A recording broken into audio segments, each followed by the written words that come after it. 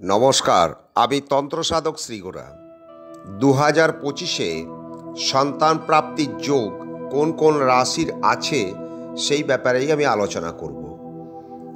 সন্তানের মুখ দেখতে সকল স্বামী স্ত্রী চান এবং সবাই পিতামাতা হতে চান। সবচেয়ে বড় কথা, আমরা যখন আমাদের সন্তানকে মানুষ করি তখন আমাদের দৃষ্টিকোণটা যেরূপ থাকে সেটা হয়তো সর্বক্ষেত্রে ঠিক নয়। আমার মনে হয় সন্তানকে মানুষ করার ক্ষেত্রে একটাই দৃষ্টিকোণ থাকা উচিত যে আমি ভবিষ্যতের একজন মা এবং একজন বাবাকে তৈরি করছি।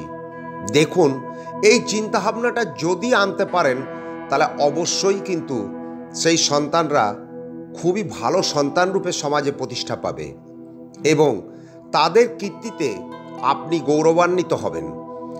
এই 2025-এ বৃষ রাশি, মিথুন রাশি, মকর রাশি, কুম্ভ রাশি এবং মীন রাশির সন্তান প্রাপ্তির যোগ প্রবল।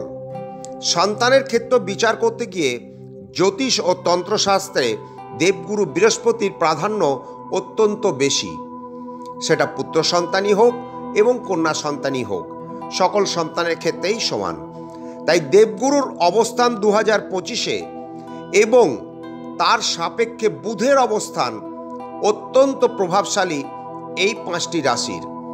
এই রাশিগুলির যারা দীর্ঘদিন সন্তান লাভে ব্যর্থ আছেন তারাও কিন্তু এই বছরে মে মাসের পর সন্তান প্রাপ্তির যোগ অত্যন্ত প্রবল।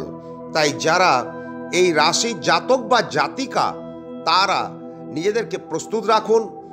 সন্তান লাভের ইচ্ছুক মা এবং বাবারা নিজেদেরকে ঈশ্বরের পায়ে সমর্পিত করুন। ভগবান মহাকাল ভৈরব এবং হনুমানজির কৃপায় এই বছরে তাদের সন্তান সুখ, সন্তান লাভ অবশ্যই হবে। এই সন্তান লাভের জন্য প্রত্যেক দিন আপনি নিত্য বাল গোপালেরও সেবা করবেন। দেখুন, আপনার সন্তান অবশ্যই জীবনে প্রতিষ্ঠা এবং সফলতা লাভ করবেই। যে সমস্ত ব্যক্তিরা বা মায়েরা সন্তান লাভ থেকে বঞ্চিত আছেন তারা আমার সঙ্গে এই নাম্বারে যোগাযোগ করতে পারেন। নমস্কার, ভালো থাকুন, সুস্থ থাকুন।